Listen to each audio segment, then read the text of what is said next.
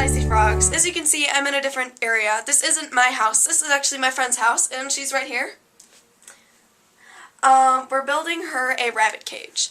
And, because she's going to be getting a rabbit. And as you can see, it's CNC, just like my cage. And she brought me over so that I could help her out. Right now, we pretty much have it built, except we're going to be extending the grids. She is taking apart the cage so that we're able to extend it. We're actually going to be extending it one grid. This is one of the connectors. I just thought it'd be good to show you guys how this works. I can take one of these little 4 sides, plug it in, just like that, and then take this other one and plug it in just like that. And it's very difficult to do with one hand, by the way. And you could obviously turn it, like rotate it so that it goes that way. There's also these things on the side where you could do it sideways if you needed to, or it could just go like that, or like that. There's different ways you can do it. Just experiment with them. You figure out different ways for different angles and different grids going into what. It all works out. So for rabbits, for now we're actually putting on a top layer so that the future rabbit doesn't jump out. So I know this is a little hard to see, but we're done with extending the grids. We're doing the base of the Coroplast, which would be the bottom.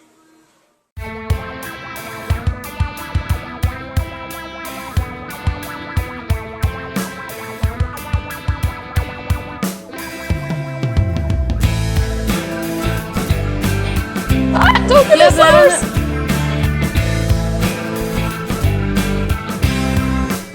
Go! And then, oh! You cut it then! Don't yell at me!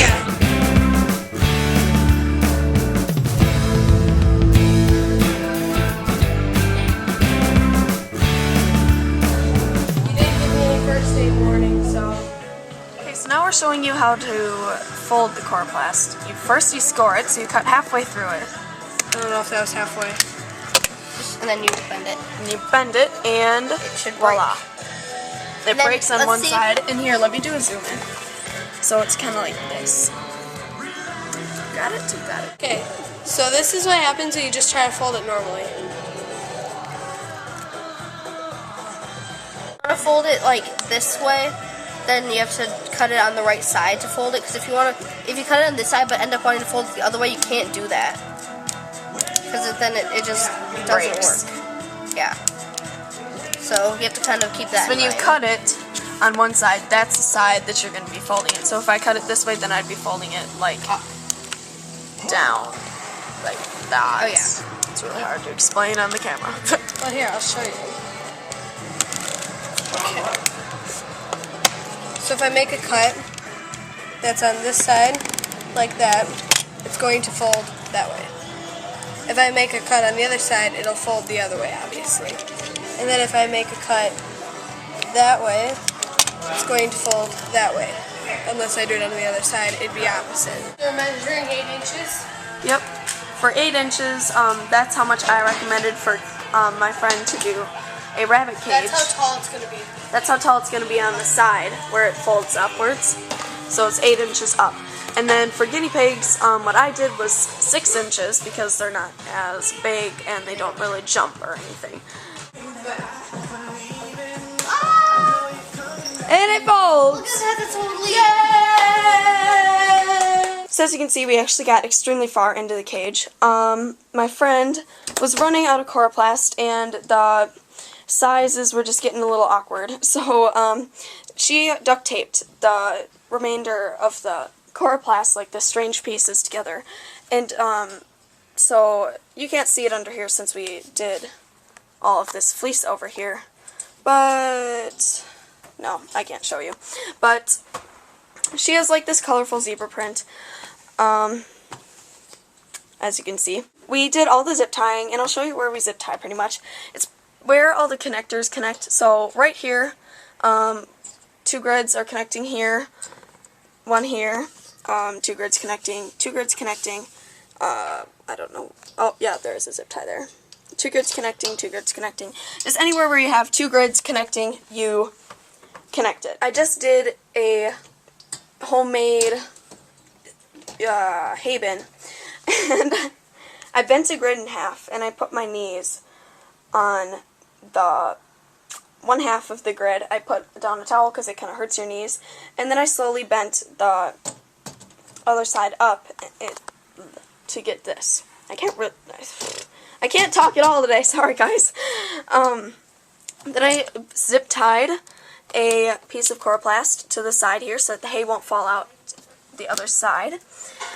And then I binder clipped the bent grid to that, and voila! Voila! There is a hay bale. So this is the ramp that we're doing. It's 2 grids, and they're both bent the same way I explained to you for the hay rack, except they're not bent as much.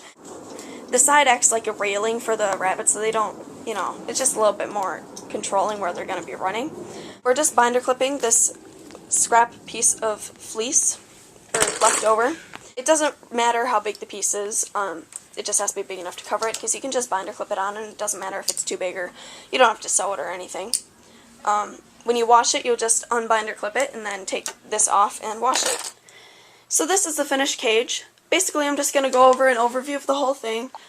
So, as you can see here, we have a rabbit. His name's Ebony.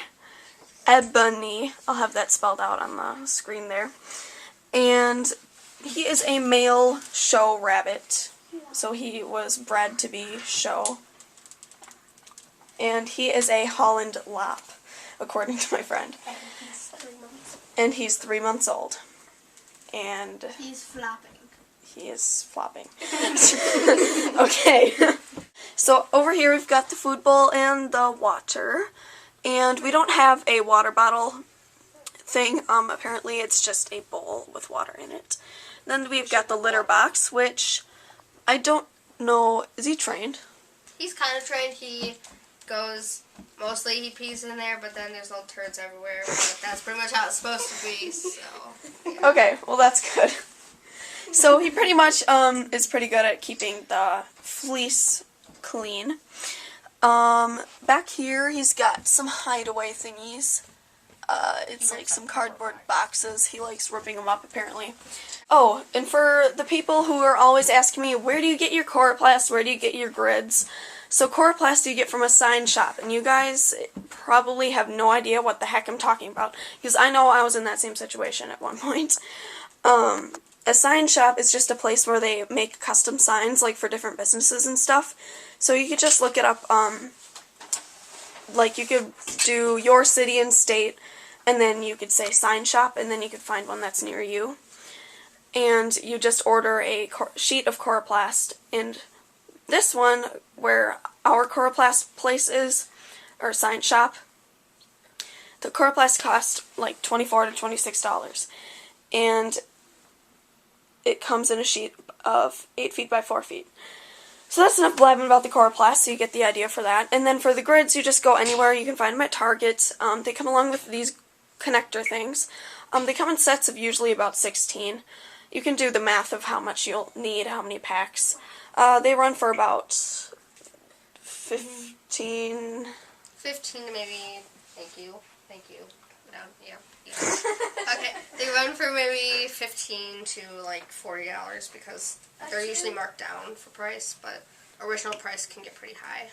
It's 2 grids by 4 grids, and she's got an upper level of 3 square grids, and then she's got a ramp down there. Right here she's got a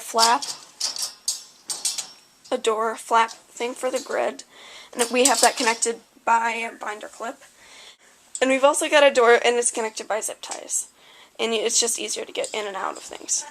I'm so sorry because it's been a long time since I've uploaded a video. Hopefully this video will be uploaded today, and there's a lot of stuff that I've been doing lately. I guess that's about it.